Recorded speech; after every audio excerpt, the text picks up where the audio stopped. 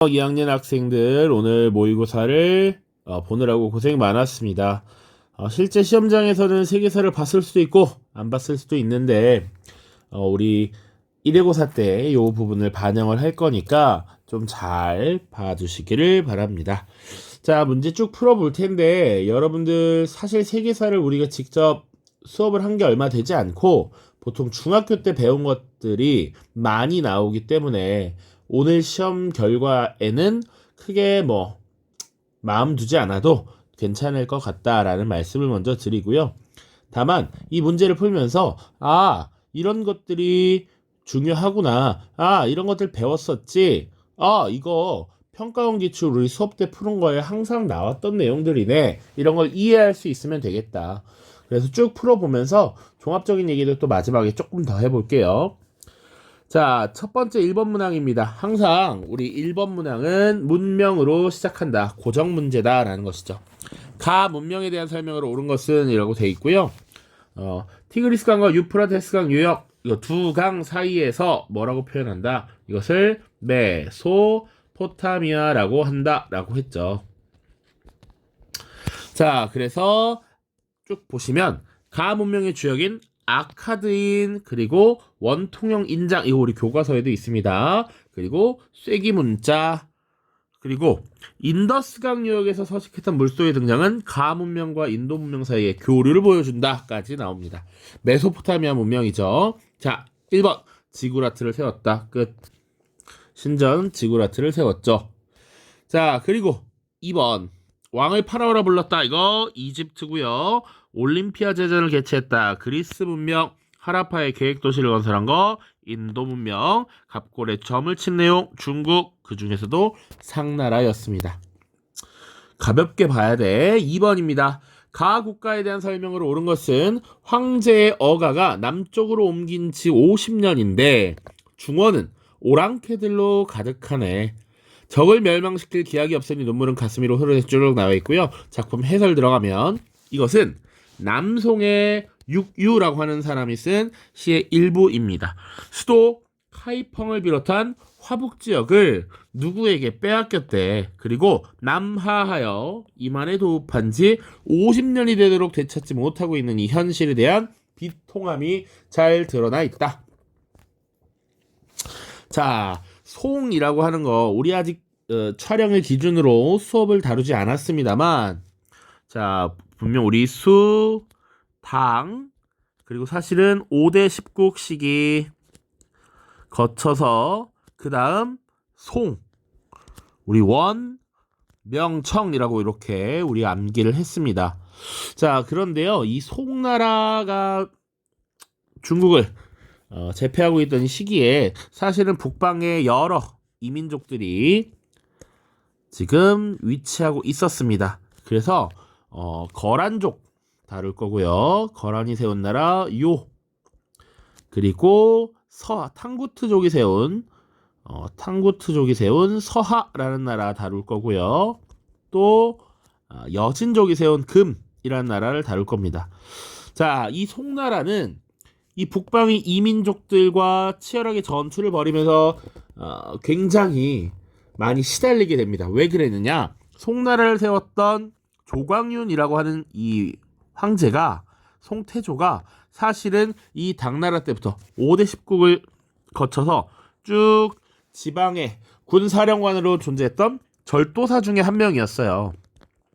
당나라도 그렇고 이 5대 10국 시기도 절도사에 의해서 국가가 굉장히 좌지우지되고 휘둘렸단 말이지. 그래서 절도사 출신이었던 이 조광윤은 스스로 왕이 되면서, 황제가 되면서 절도사의 권한을 약화시키고 문치주의를 내세웁니다. 자, 무력보다는 문치를 중심으로 국가를 운영하다 보니 국력이 상대적으로 약화되었다. 그래서 이 북방의 이민족들과의 이 치열한 전쟁에서 사실 제대로 힘을 쓰지 못하고 힘에 굴복해서 화친을 맺고 세패를 제공하는 이런 허약함을 보였다라는 것이죠. 그래서 거란과도 그렇고요. 그리고 서하에도 그렇고요. 금나라에도 그런 모습이 나타납니다. 그런데 특히 지금 이 송이 수도 카이펑을 뺏기고 항저우로 내려오게 된 것은 무엇이냐? 여진족의 침입에 따라 남하하게 된 것이고, 이 사건을 정강의 변이라고 합니다. 1125년이고요. 이때 수도 카이펑을 빼앗기고 강남 지역으로 내려오게 되는 것이죠. 자, 그러면 이 가국가는 일단 여진족이구나 라는 것, 금나라구나 라는 것을 알 수 있어야 합니다. 자, 그래서 보기 보죠. 거란을 멸망시켰다. 요게 바로 또 정답이에요. 거란을 멸망시킨 것.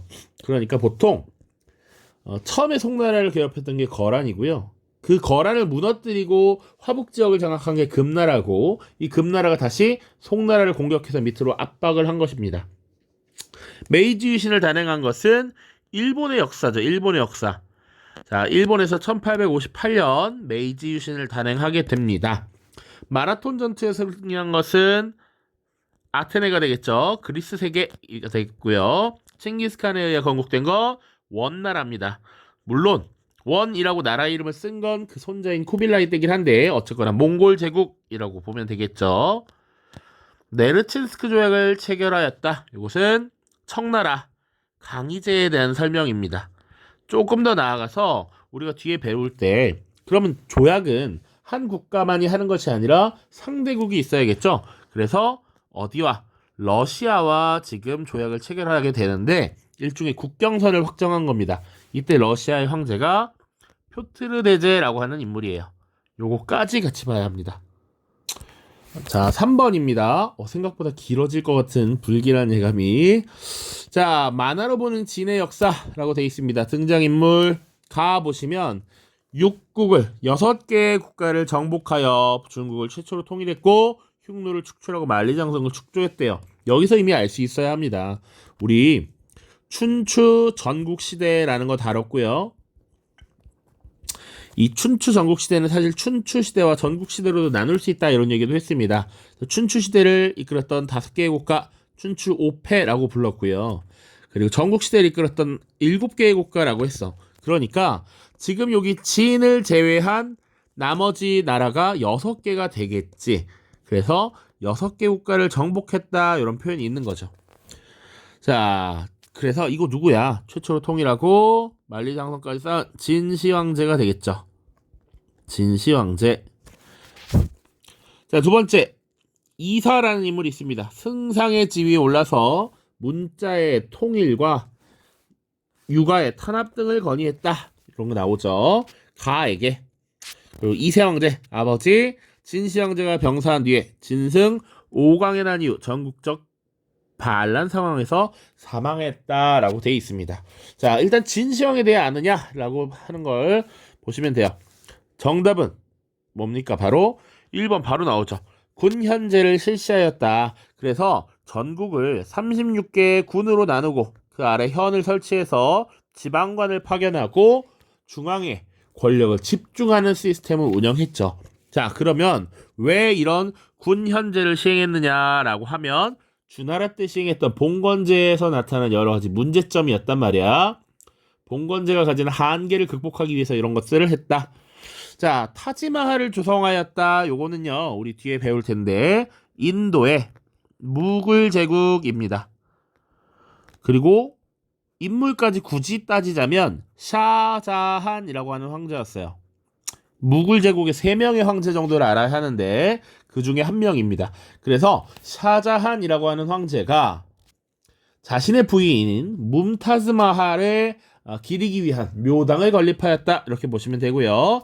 산치네탑을 건립하였다. 요것도 인도인데요. 마우리아 왕조에서 아소카 왕이라는 인물이 있습니다. 아소카 왕. 이 아소카 왕에 의해서 건립이 된 것이 산치네탑이다.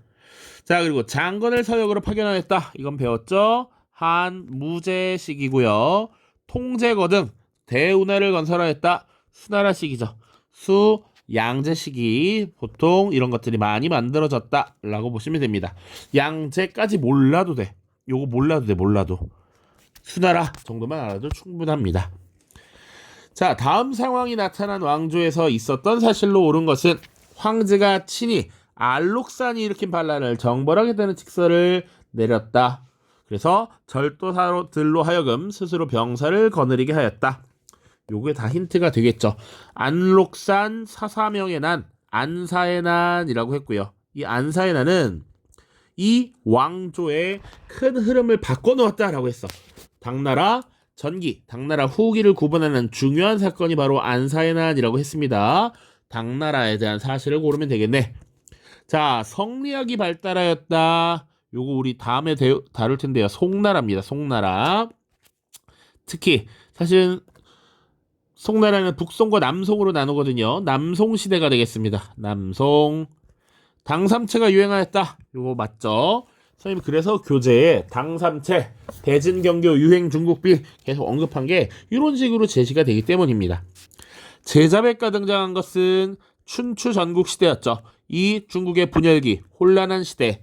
어떻게 하면 이 혼란스러운 중국을 통일할 수 있을 것인가? 각자 사상가들이 자신들의 주장을 펼치던 시대야. 그렇죠? 그래서 각자 이런 주장들을 펼치고 그것을 받아들인 국가의 왕들이 이들을 인재로서 초빙하는 이런 시기였다.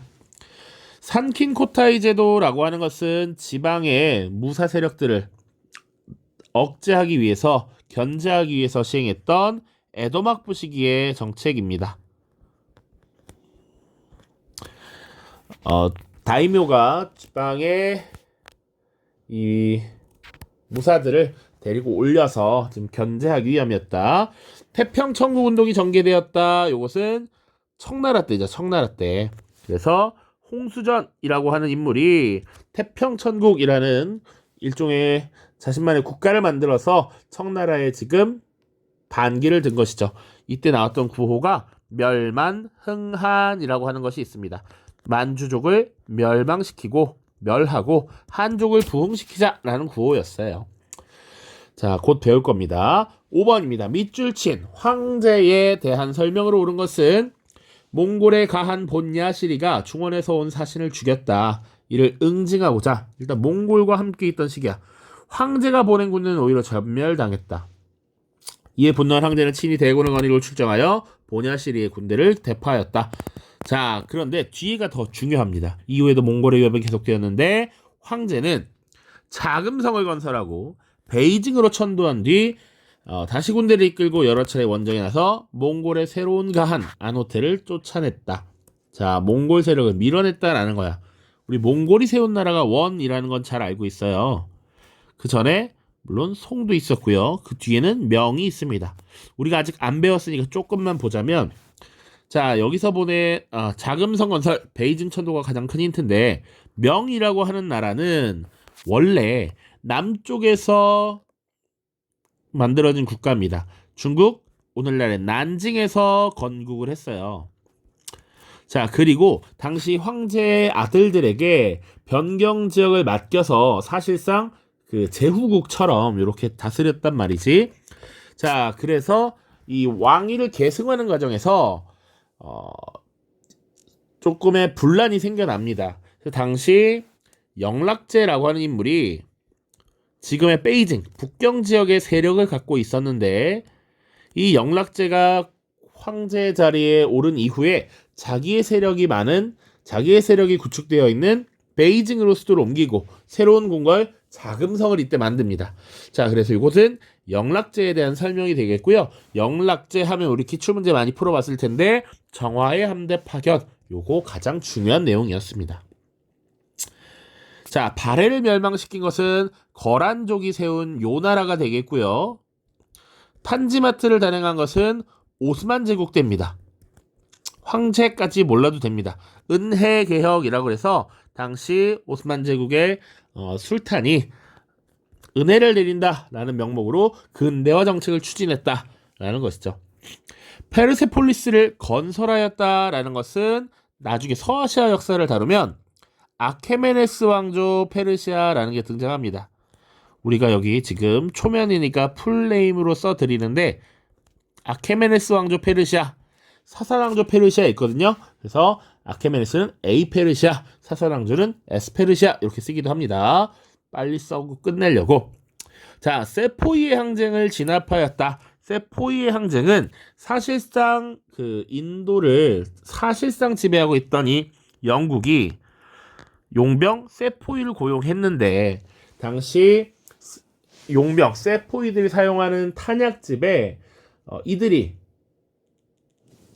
종교적으로 불편함을 갖는 돼지기름, 소기름 이런 것들을 탄약집에 발라놔서 분란이 생긴 것이죠. 종교적 전통을 존중하지 않고 이 강압적인 지배를 계속하는 것에 대한 반발로서 일어났던 것이 세포이의 항쟁이고요.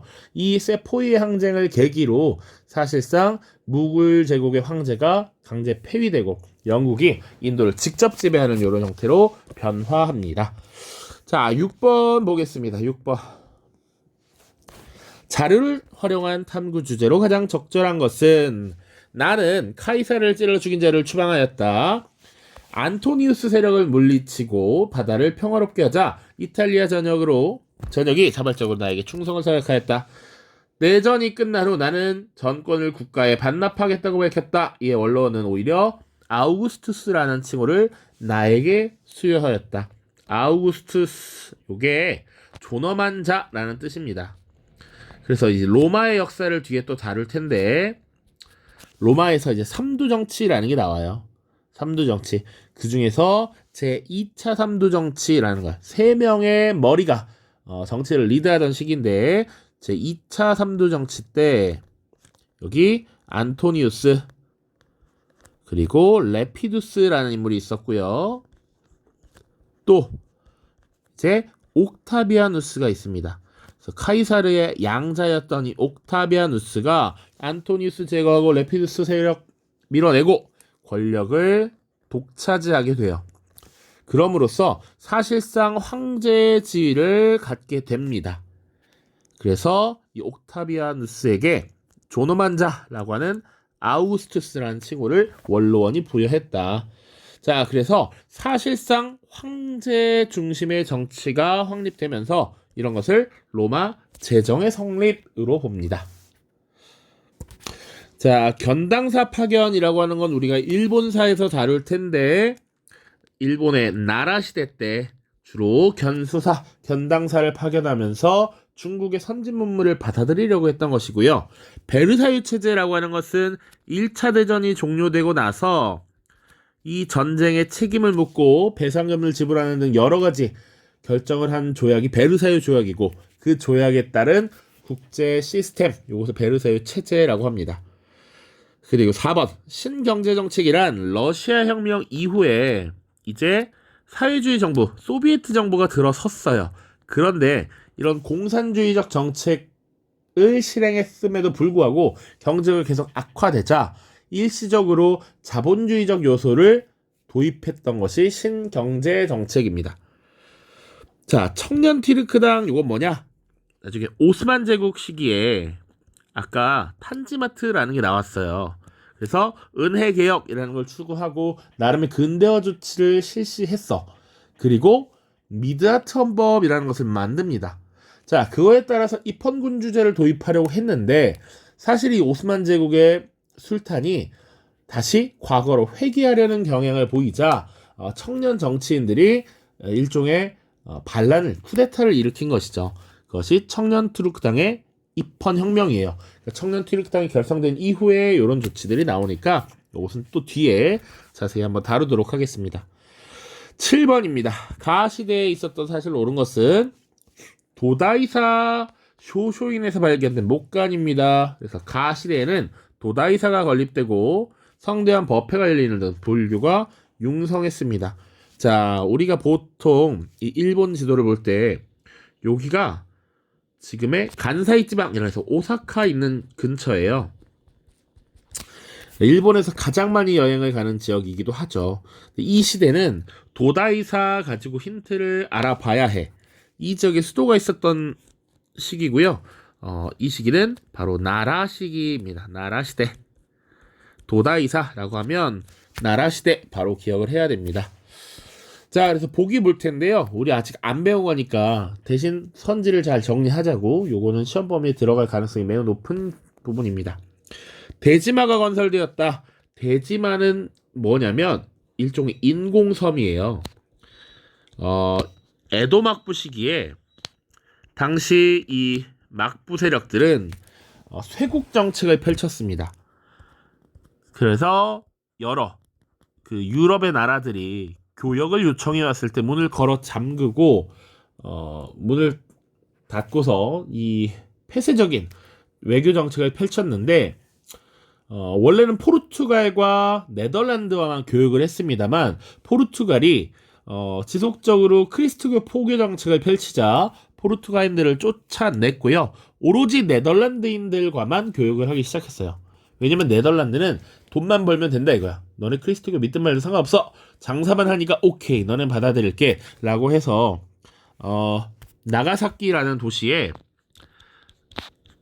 그 바다 건너편에 인공섬을 축조하고 여기서 네덜란드인들이 거주하면서 교역을 하도록 허가했습니다. 그 섬을 데즈마라고 하고요. 여기 에도 막부 시기이다. 헤이조쿄가 수도로 번영하였다. 요게 정답이에요. 그래서 나라 시대에 수도로서 헤이조쿄라는 것이 만들어졌고 이게 번성했다. 나라 시대 다음이 헤이안 시대거든요. 헤이안 시대의 수도는 헤이안쿄라고 불렀습니다. 그래서 나라 시대 헤이조쿄, 헤이안 시대 헤이안쿄. 3번 비이슬람교도에 대한 지제가 폐지되었다. 이것은 무굴 제국 시기고요. 인도사입니다. 인도사. 그리고 종교적 관용책을 펼쳤던 아크바르 황제 때의 일이라고 볼 수 있어요. 자, 그리고 술탄의 친위 부대인 예니체리가 창설된 것 오스만 제국 이렇게 보시면 되고요. 부청 멸량을 내세운 의화단 운동은 심지어 중국 청나라 때 있었던 일이고 1900년 1899년부터 1900년에 있었던 일입니다. 그래서 오히려 지금 서양 세력의 공격을 받고 수도 베이징이 탈탈 털리는 그런 모습이 나타납니다. 8번 보시죠. 가왕조에서 볼 수 있는 모습으로 가장 적절한 것은 이 유물은 쿠션 왕조 이후 북인도의 대부분을 통일한 가왕조에서 제작한 인장이다.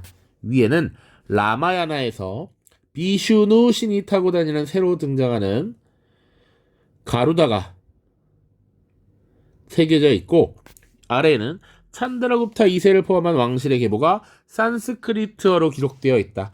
요거 인도에 고전적으로 사용해왔던 언어입니다. 자, 여기서 봐야 될 것은 사실은 북인도의 대부분을 통일한 그리고 쿠션 왕조 이후에 등장한 요걸로도 알 수 있고요. 이 시기에 등장했던 여러 이 산스크리트어 문학들 이런 것들이 하나의 특징이 됩니다. 자, 그래서 인도의 역대 왕조는 우리가 배우는 거 마우리아 왕조, 그 다음 쿠션 왕조, 그리고 굽타 왕조 요 순으로 전개가 됩니다. 그중에서 지금 묻고 있는 건 굽타 왕조예요. 자, 그래서 볼 수 있는 모습 찾아봅시다. 홍루몽을 읽는 시민 우리 이미 중국사 기출문제 풀면서 몇 번 봤어. 이거 청나라. 공행과 거래하는 서양상인 이것도 역시 청나라. 선교활동을 펼치는 예수의 신부 명나라와 청나라 둘 다 해당됩니다. 시바신에게 예배드리는 힌두교도 이게 정답이죠. 인도 지역에서 힌두교가 발전을 했고 이렇게 예배를 드리는 모습이 나타날 수 있지. 자, 시바신, 비슈누신 다 이거 지금 힌두교와 관련된 신들입니다. 다이카게 신의 조칙을 발표하는 관리 이것은 일본 야마토 정권 시기라고 보시면 되겠습니다. 자, 9번 보죠. 자, 가에 들어갈 왕조로 옳은 것은 이라고 되어 있고요. 바그다드라고 써 있습니다. 바그다드. 자, 바그다드만 봐도 사실은 거의 끝나야 되는데요. 이슬람 제국, 이슬람의 역사를 다룰 때 각 국가의 수도를 좀 반드시 암기를 해놔야 합니다. 자, 그래서 이슬람의 역사 쭉 볼 때 무함마드 시대가 있고요. 그리고 이제 무함마드의 후계자들에 의한 정통 칼리프 시대가 있고요. 그 이후 이제 후계 문제를 둘러싸고 내부 분열이 좀 있고요. 그리고 나서 등장한 것이 우마이야 왕조가 등장을 하고요. 그 다음 아바스 왕조, 그리고 후 우마이야 왕조, 그리고 파티마 왕조 이런 것들이 쭉 등장합니다. 근데 메인은 여기니까 뭐 후마이야까지 봅시다. 후마이야. 자, 그래서 보통 무함마드와 정통 칼리프 요때스도 메디나고요. 요거는 일단 설명은 다음에 하고 아 그렇구나 정도 이해하고 그냥 넘어갑시다. 메디나. 자, 그리고 우마이야 왕조 시계수 다마스커스입니다. 다마스커스. 아바스 왕조는 바그다드. 후 우마이야는 꼬르도바. 이렇게 기억을 좀 하고 계셔라. 자, 뭐 이렇게 외우세요. 같은 글자 하나씩 들어간다. 요렇게라도 물론 후 우마이야는 안 들어갑니다만 요 두 개가 메인이기 때문에 그래요. 그래서 바그다드 하면 아바스 왕조구나 이것만 해도 알 수 있어요. 자, 그런데 보면 또 알아야 되는 내용들 체크하고 갑시다. 칼리프 만수르에 의해서 원형으로 건설된 수도 바그다드는 4개의 문을 통해 동서교역로와 연결되어 세계적인 경제의 중심지로 번영하였다. 호라산문은 어쩌고 저쩌고 저쩌고. 그러나 이 아바스 왕조가 약해지자 바그다드는 셀주크 튀르크에 의해 점령되기도 하였다. 요 내용 기억해야 됩니다. 셀주크 튀르크. 자, 그래서 들어갈 말은 무엇이다? 바로 아바스 왕조였다. 자, 앙코르 왕조는 지금 앙코르 와트가 있는 캄보디아의 왕조였고요. 그냥 캄보디아 정도만 알면 됩니다. 3번 사파비 왕조는 지금의 이란 지역에 위치했습니다. 바그다드가 있는 요 아바스 왕조 영토 내에 사실 있었는데 뒷날 16세기부터 18세기까지 이 이란 지역에 위치했던 왕조가 사파비다. 마오리아 왕조는 고대 인도의 왕조고요. 사사 왕조 페르시아는 서아시아 지역인데 보통 3세기에서 6세기 정도에 위치했던 것이 사사 왕조 페르시아다. 10번입니다. 가 제국에서 있었던 사실로 옳은 것은 얘들아 가의 문화에 대해 조사한 내용 좀 공유해줘. 자, 그리스 정교를 바탕으로 그리스 로마 문화와 헬레니즘 문화를 융합했어. 대표적인 문화유산으로 성 소피아 성당이 있어. 모자이크 벽화로 유명한 성당이구나. 4개의 첨탑은 오스만 제국이 나중에 세운 거래. 자, 이 제국은요 지금 성 소피아 성당이 만들어졌던 게 6세기 유스티니아누스 대제 때고요. 그리스 정교라고 하면 이 서로마 교회와 달리 동로마 교회가 변화한 것이죠. 나중에 다루겠지만 이것은 비잔티움 제국에 대한 얘기고요. 자, 그래서 보겠습니다.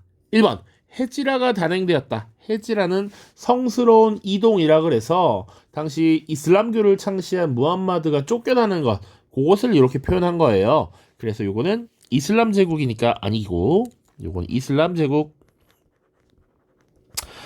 2번 권리 장전이 승인되었다. 우리 권리 청원이 있고 권리 장전이 있습니다. 권리 장전은 뒷날 영국의 명예혁명 때 윌리엄과 메리 공동왕이 승인한 문서입니다. 자, 파쇼다 사건 요것은 영국의 종단 정책과 프랑스의 횡단 정책이 충돌하면서 남수단의 도시였던 파쇼다에서 발생한 충돌을 의미하죠.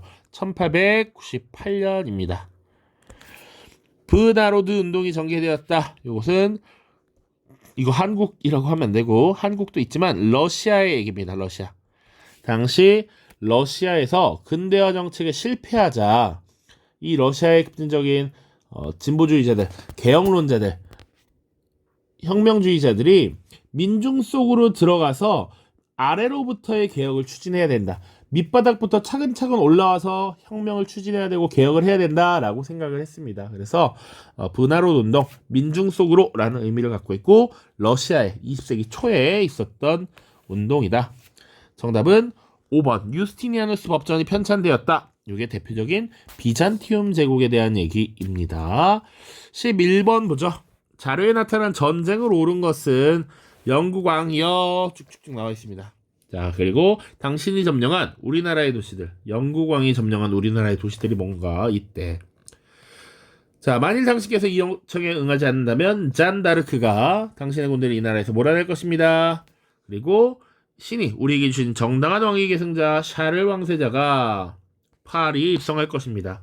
지금 영국과 프랑스의 얘기지. 우리나라가 지금 무슨 나라라는 거야? 어디라? 여기가 프랑스구나. 그래서 왕위 계승 문제를 두고 영국과 지금 프랑스가 대결을 벌이는 형국, 이것이 배경이 된 일어난 전쟁, 백년 전쟁입니다. 자, 장미전쟁은 이 이후에 16세기경에 15세기군요. 갑자기 헷갈리네 또 연도가. 아무튼 이 영국 내에서 왕위 계승 전쟁이 벌어진 겁니다. 두 개의 가문이 영국의 왕위를 두고 싸우게 되었는데 두 가문의 휘장이 모두 장미를 상징하고 있어서 장미전쟁이라고 불러요. 자, 아편전쟁은 이거 씁시다. 영국 내 전쟁. 그리고 아편전쟁은 영국이 청나라의 그런 기존의 광동무역 체제에 대한 불만, 그래서 아편에 대한 밀무역을 하면서 갈등이 생겨났고, 그래서 영국이 중국을 침략하게 된 것이죠. 30년 전쟁은 일종의 종교전쟁이었습니다. 자, 신교국가와 구교국가 간의 대결, 이런 양상이 띄어졌던 것 뒤에 배울 거고요. 포에니 전쟁은 로마가 카르타고라고 하는 식민 국가와 식민 도시를 거느린 이 국가와 경쟁을 벌이게 된 것입니다. 자, 12번입니다. 가인물의 활동으로 옳은 것은, 자, 가인물. 이 그림은 아우구스티누스 스토의 소속이었던 이 인물이 교황 레오 10세의 면벌부 판매를 비판하다가 파문대로 숨어 지내는 동안 변화된 모습을 보여주고 있다. 그동안 그는 성서를 독일어로 번역하면서 신앙의 근거는 오직 성서라고 강조하였고, 이러한 그의 신념에 따르는 세교파는 아우구스부르크하이에서 공인되었다. 되게 내용 정리를 잘 하고 있어요. 내용 자체가 일단 면벌부 판매를 비판하면서 종교에 대한 개혁을 주장한 것이지. 그리고 이런 것들을 가장 먼저 주장했던 게 루터가 되겠죠. 마틴 루터가 되겠습니다. 95개조 방방문을 발표하고 지금 요런 내용을 주장했죠. 자, 그래서 사실은 정답이 바로 나왔습니다. 4번 95개조 방방문을 발표하였다. 이런 내용 나오고요. 나중에 아우구스부르크하이에서 루터파 교회가 사실상 분리되는, 인정받는 이런 모습들이 나타납니다. 자, 나머지 보겠습니다. 우신예찬을 저술하였다. 이것은 에라스무스라는 인물이에요. 에라스미스 이렇게 부릅니다. 2번 아비뇽에 교황청을 두었다. 요것은 이 교황과 황제의 파워게임 하에서 지금 황제권이 강했을 때, 국왕권이 강했을 때 교황의 세력을 억압했던 거죠. 프랑스의 국왕 필립 4세 때 일입니다. 아비뇽 유수라고 해요. 카노사의 굴욕을 당했다. 이것은 신성 로마 제국의 하인리 4세입니다. 황제 하인리 4세. 성상숭배 금지령을 반포하였다. 이것은 동로마 제국 비잔티움 제국의 레오 3세라는 인물이에요. 종교와 관련해서도 사실은 문제가 나올 수 있는데 이 문제가 굉장히 잘 낸 것 같습니다. 선생님이 봤을 때. 자, 독일엔 루터가 있었고요. 스위스에는 칼뱅이 있었습니다. 칼뱅. 그리고 영국은 헨리 8세의 종교개혁. 이렇게 우리가 뒤에 내용을 다룰 겁니다. 13번 보도록 하죠. 노래 속 세계사라고 되어 있고요. 왼쪽에는 내용이 볼 게 없는데 당시 제국주의 침략을 상징하는 맥심 기관총이 있습니다. 그리고 오른쪽 해설 보시면 대표적인 제국주의자예요. 세실 로즈라는 인물. 그리고 아프리카의 거주 지역을 장악한 사실을 소재로 한 것이다. 그래서 19세기 후반 서구 열강의 제국주의 정책을 잘 보여준다라는 것이죠. 제국주의는 당시 서구 열강들이 크리스트 교전파 문명화를 명분으로 식민 지배를 정당화하는 이런 논리였습니다. 삼민주의라고 하는 것은 중국의 순원이 기존의 왕조 국가를 무너뜨리고 새로운 국가를 건설할 때 이런 것들을 중요시해야 된다, 핵심이 되어야 한다라고 했던 세 가지 주장입니다. 민족, 민권, 민생이었는데 너무 깊게 가면 조금 타이트해지니까 루즈해지니까 요건 일단 넘어가겠습니다. 문치주의, 요거 송나라 때 송태조 조광윤이 추구했던 가치였습니다.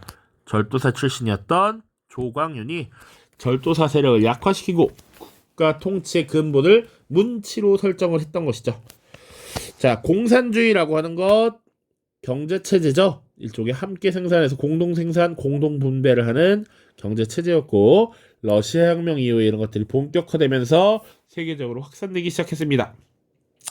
자, 그리고 비동맹 중립주의라고 하는 것은 나중에 제3세계가 등장할 때 1세계 자본주의 세계인 미국과 그 동맹국, 그리고 제2세계 사회주의 공산주의 세계인 소련과 그 주변국 어디에도 속하지 않고 별도의 노선을 채택을 하는 것을 보통 비동맹 중립주의라고 표현합니다. 자, 14번 보겠습니다. 자, 가에 들어갈 내용으로 가장 적절한 것은 보스턴 차 사건 250주년, 파리 조약 240주년을 기념하여 땡땡 혁명의 전개 과정과 의의를 재조명하는 시간을 갖고자 합니다. 사실 요거만 보더라도 이제 우리는 미국 혁명인 것을 알 수 있어야 해요. 아직은 안 배웠지만 보스턴 차 사건, 파리 조약 이거 연도로는 사실은 1773년, 1783년이 됩니다. 심지어 이렇게 나와 있으니까요. 그치? 자, 보겠습니다. 발표 순서입니다. 그래서 요것은 이제 미국 혁명의 전개 과정을 지금 이해할 수 있냐라고 보는 거야. 자, 1번. 영국의 중상주의 정책과 보스턴 차 사건, 이것이 미국 혁명의 배경이 되는 것이었고요. 그래서 이것에 저항하는 일들이 발생하자 이제 영국 정부에서는 미국 이 식민지의 저항을 분쇄하려는 압박을 가하게 되죠. 자, 그래서 미국에서는 이제 대륙회의라는 걸 개최하게 되고요. 식민지 대표들이 모여서 식민지의 독립을 결의하고 독립선언서를 작성하게 됩니다. 자, 이때 나왔던 구호 중에 하나가 대표 없는 곳에 과세 없다라는 것이지. 대표 없는 곳에 과세 없다. 자, 지금 뭐냐? 영국 정부에서 미국 식민지에 계속 지속적인 과세 조치를 취해 세금을 내도록 하는데 그거 우리들의 대표가 가 있지도 않은 의회에서 마음대로 결정할 수 있느냐? 우리를 영국 의회에 우리의 대표들을 보내주던지 아니면 우리는 식민지 의회를 별도로 만들겠다라는 것이었죠. 그래서 정답은 3번이 됩니다. 사회계약설이 반영된 독립선언문. 1776년에 쓰여진 이 독립선언문 우리도 수업 시간에 한번 간단하게 볼 겁니다. 자, 비스마르크의 통일정책은 이 독일의 통일정책과 관련이 되어 있고요. 당시 이제 독일이 통일되기 전에는 비스마르크가 프로이센의 재상이었습니다. 프로이센. 자, 반동회의와 제3세계 형성, 이것은 1955년에 제3세계라고 하는 것이 아까 비동맹 중립주의와 비슷하게 유사하게 보시면 되겠습니다. 대서양 원장에 드러난 전후 평화 수립 원칙, 이거 1941년 제 2차 대전 당시 처칠과 당시 루즈벨트가 대서양의 한 배에서 만나서 논의한 평화 원칙이었죠. 독립국가연합의 출범과 소련의 해체는 훨씬 뒤 1991년에 있었던 일이니까요. 말이 될 수 없습니다. 자, 5번입니다. 가국가의 통일 과정에서 있었던 사실로 옳은 것은 사르데냐 왕국의 카보우르에게는 통일된 독립국가로서 가국가의 창건이라는 분명한 목적이 있었다. 이를 위해 그는 프랑스로부터 군사援助를 받았고 오스트리아를 물리칠 수 있었다. 니스 할양과 교황령 공격도 그가 주도하여 이루어진 것이었다. 자, 사르데냐 왕국의 주도로 통일된 국가는 이탈리아입니다. 이탈리아. 여기는 카보우르만 나왔지만 카보우르뿐만 아니라 마치니, 가리발디 이런 인물들이 이탈리아 통일 과정에서 나올 수 있는 인물들이다 보시면 되고, 이탈리아 통일 과정에서 이런 일이 있었다라는 거야. 프랑스로부터 도움을 받아서 이탈리아에 지속적으로 영향력을 미치려던 오스트리아 세력을 몰아냈다라는 거. 대신 프랑스에게 니스 지역을 일부 넘겨주었다라는 것이죠. 자, 이탈리아의 통일 과정에 있었던 사실을 찾으면 되는데, 자, 여기 나왔죠. 가리발디가 의용군을 이끌었다. 그래서 사르디냐 왕국의 이 북쪽 지역은 이렇게 쓰면 좀 지도가 그러니까 원래 이렇게 장화 모양으로 이렇게 있죠. 이탈리아 반도가. 그럼 이 북쪽 지역은 사르디냐 왕국에 의해서 제상 카보우르의 주도로 통합이 되어 가고 있었고, 이 남쪽 지역은 사실은 의용군을 이끌었던 가리발디가 점령을 하고 있었죠. 그래서 이 가리발디가 사르디냐의 왕국 국왕이었던 에마누엘레 2세에게 자신이 정복한 이 땅을 바치는 형태로 이탈리아의 통일이 완수됩니다. 다음 16번입니다. 무솔리니 총리께. 요것만 해도 사실 끝이 나와야 된다. 이제는 아니고 공부하면. 자, 나는 기약해 급속하게 벌어져가는 양국의 간극에 대해 말씀드립니다. 독일의 폴란드 침공에 대항해 우리나라와 프랑스가 대독 선전포고를 하면서 전쟁이 시작되었습니다. 자, 지금 이 전쟁이 유럽을 휩쓸고 있지만 우리는 나치에 맞서 끝까지 싸울 것입니다. 지금 처칠이라는 인물이 편지를 보냈대. 그래서 여기서 말하는 우리나라가 영국이고요. 그러니까 영국과 프랑스가 독일과 맞서 싸운다. 그리고 무솔리니는 지금 이탈리아의 집권자, 권력자죠. 자, 이 전쟁은 제2차 세계대전이고요. 2차 세계대전 중에 있었던 사실을 고르는 거야. 나올 수 있는 게 여러 가지가 있는데 폴란드 침공은 나왔으니까요.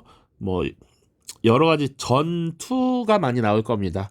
여기 정답으로는 노르망디 상륙작전이 나왔어요. 노르망디 상륙작전. 또 뭐가 나올 수 있는지 조금 정리를 해봅시다. 노르망디 상륙작전 말고 전투로 따지면 스탈린그라드 전투 같은 것이 있겠고요. 그리고 또 일본의 진주만 공습 같은 것들이 또 하나의 사례가 될 것 같습니다. 전투를 중심으로 보자면 그래. 혹은 시기로 따지면 이 중간에 미드웨이 해전 같은 것도 있어요. 진주만 공습, 미드웨이 해전, 스탈린그라드 전투, 노르망디 상륙작전. 요 정도가 아마 전투로서 나올 수 있는 것들. 시기적으로 요게 순서입니다. 진주만, 미드웨이, 스탈린그라드, 노르망디. 자, 그래서 여기 나오는 이 노르망디 상륙작전이라고 하는 것은 당시 히틀러가 이끄는 나치 독일을 축출하기 위해서 프랑스를 다시 나치로부터 해방시키기 위해서 대규모의 상륙작전을 벌였던 것이에요. 그 정도로 생각하면 되겠습니다. 그래서 그 이후에 연합군이 파리를 해방시키고 독일을 포위해서 이제 다시 축출할 수 있었다. 17번 보시죠. 원 조선 정부가 나오네요. 자, 이 운동에 대한 설명으로 옳은 것은 조선 유학생 교육계획, 조선 정부의 요청을 수용하여 서양식 화약 탄약 권총매 제조법을 전수한 텐진 기기국에서 한다. 텐진 기기국은 중체서용의 기치 아래 서양의 기술을 도입하려는 이 운동의 일환으로 설립됨. 이곳은 독일 크루프사의 기술을 받아들여 여러 무기를 생산하고 있음. 중체서용의 일환으로 서양의 기술을 도입하기 위한 이 운동, 바로 양무운동이라고 하는 것입니다. 양무운동. 그리고 지게총독 겸 북양대신 이홍자이라고 하는 인물, 양무운동을 주도했던 인물이죠. 자, 보기 봅시다. 1번 천조전무제도를 발표했다. 이것은 태평 천국운동과 관련된 사항입니다. 자, 태평 천국운동 하면 홍수전이라는 인물도 같이 기억을 좀 해두시고요. 이 태평 천국운동의 중심이 됐던 곳이 난징이라는 도시입니다. 이것도 같이 기억해두면 좋아요. 자, 제1차 국공합작을 위해 추진되었다. 이것과 관계가 없습니다. 1차 국공합작은 중국 내에 군벌을 타도하기 위해서 당시 국민당 정부와 공산당 세력이 힘을 합쳤던 것을 의미합니다. 난징 조약이 체결되는 결과를 낳았다. 난징 조약은 왜? 제1차 아편 전쟁의 결과 체결했습니다. 그러니까 어떻게 보면 이 아편 전쟁에서 패배하면서 서양의 무기, 화려한 기술을 개발 이런 것들을 봤단 말이지. 그래서 양모운동을 실시했을 수 있죠. 그런데 난징 조약이 체결되는 결과를 낳았다? 그러면 틀렸지. 4번 청일전쟁의 패배로 한계를 드러냈다. 이게 정답이 됩니다. 그러니까 청나라는 나름 양모운동을 통해서 서양의 군사기술을 받아들이고 나름의 발전을 취했는데 그로부터 약 30여 년이 지난 1894년 일본과 전쟁이 시작되었고 일본에 처참하게 패배를 했다라는 것이죠. 그러니까 분명히 이 양모운동은 중체서용이라고 해서 중국의 몸체, 정신, 마인드는 그대로 두고 기술만 받아들였단 말이지. 근데 일본은 사실은 일본의 기존의 시스템이나 체계, 사상을 모두 바꿨습니다. 그런 일본에게 패배함으로써 이 양모운동의 한계가 드러났다라고 보통 인식을 해요. 자, 5번 하급무사를 중심으로 막부를 타도하려고 하였다. 이거 메이지 유신 이전에 있었던 막부 타도 운동입니다. 이런 것들이 나중에 또 메이지 유신으로 이어지기도 하죠. 자, 18번 봅시다.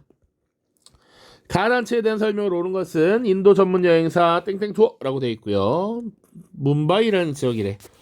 자, 인도 토산품을 주로 판매하는 이 상점은 1906년에 설립되었고요. 처음에는 상점 이름에 스와데시라는 단어를 넣었는데 그 이유는 당시에 가의 주도로 영국 상품의 불매와 인도 상품의 사용을 장려하는 운동이 진행되었기 때문입니다. 가의 틸라크도 이 상점의 임원으로 참여하였습니다. 자, 지금 스와데시 혹은 여기는 없지만 스와라지 운동 등을 주도했던 것이 바로 인도 국민회의라는 단체죠. 가에 들어갈 단체는 인도 국민회의이고, 그리고 인도 국민회의가 이런 운동을 하게 되었던 배경은 영국이 인도인들을 분열시키려고 추진했던 벵골 분할령에 반발했기 때문입니다. 그러니까 벵골 지역에 인구가 굉장히 많았고 이것이 영국 정부의 통치에 방해가 되는 존재였는데 영국 정부가 이 벵골 지역에 이슬람교도와 힌두교도들이 많이 섞여 있다는 걸 알고 있었거든. 그래서 이들을 분리시킴으로써 일종의 이간 정책을 펼쳤다. 분열 정책을 펼쳤다라는 겁니다. 자, 그래서 당시 인도 국민회의라고 하는 단체가 반영 운동에 앞장서게 된 것이죠. 그래서 이때 4대 강령이라고 하는 것을 발표했습니다. 자, 국민교육의 진흥, 교육, 국민교육진흥, 그리고 영국 상품 불매,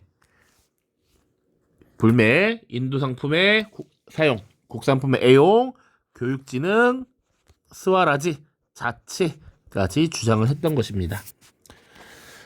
자, 넘어가겠습니다. 굳이 그래도 좀 보면 신의 혁명을 촉발시켰다라고 하면 이것은 중국 동맹회라는 단체입니다.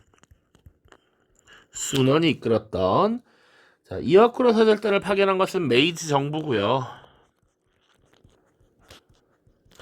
자, 테니스 코트의 사역을 발표한 것은 당시 프랑스의 제3신분 계층이 되겠죠.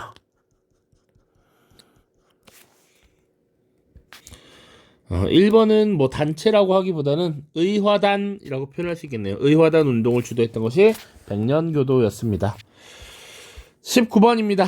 다음 기사를 활용한 탐구활동으로 가장 적절한 것은 트루먼, 평화를 위해 유럽 지원 요청. 자, 그래서 공산주의 확산을 막기 위해 170억 달러의 비용이 들어는 유럽 경제 회복 프로그램을 승인해 줄 것을 의회에 요청했고요. 마셜 국무장관이 소련이 4개국 고위급 회담에서 이 프로그램에 반발했다고 언급하면서 안정적인 경제 상황이 없다면 평화도 올 수 없다라고 역설하였습니다. 자, 이 시기 냉전 체제의 심화를 보여주는 겁니다. 자, 그래서 보통 트루먼이라는 이름이 나오면요. 냉전 체제의 시작, 냉전의 시작이라고 봅니다. 1947년 트루먼의 발표가 있거든요. 공산주의 확산을 우리가 막겠다 뭐 이런 식으로 내용이 있어요. 그 일환으로 지금 유럽의 경제 회복 프로그램을 지원하는 것이죠. 그래서 이것을 마셜 플랜이라고도 부릅니다. 자, 그래서 이 기세를 활용한 탐구 활동으로 적절한 것은 뭐냐면 냉전 체제의 형성 과정을 알아본다 라는 것이죠. 자, 요것과 관련해서 주제 좀 더 봐야 될 것은 냉전 체제가 형성되는 건 트루먼 독트린이 시작인데 그럼 이것이 언제 다시 완화되기 시작하느냐? 냉전의 완화라는 측면 보자면 또 미국의 대통령이었던 닉슨의 선언이 있습니다. 그것을 닉슨 독트린이라고 하고요. 1969년이 되겠습니다. 요것까지는 봐야 된다. 중간에 그래서 위기가 있었는데 뭐 예를 들면 여러 가지가 있지만 대표적인 기출로는 쿠바 미사일 위기가 있습니다. 1962년이야. 자, 당시 쿠바에 소련이 미사일 기지를 설치하려고 했다라는 것이죠. 그래서 미국을 위협하려는 모습이 있었다. 20번입니다. 밑줄 친 민중 시위가 발생한 시기를 연표에서 옳게 고른 것은 자, 소련의 미하일 고르바초프가 베이징을 방문했을 때天安문 광장에서는 대규모 민중 시위가 전개되고 있었습니다. 이게天安문 시위겠죠. 서기장 취임 이후 페레스트로이카 글라스노스트를 추진하고 있던 그의 방문은 민주주의에 대한 학생과 시민의 열망을 더욱 고조시켰고요. 고르바초프가 본국으로 떠난 지 수일 후 중국 당국은 계엄령을 선포해서天安문 광장에 투입된 인민해방군이 민중을 향해 무차별 발포를 행했습니다.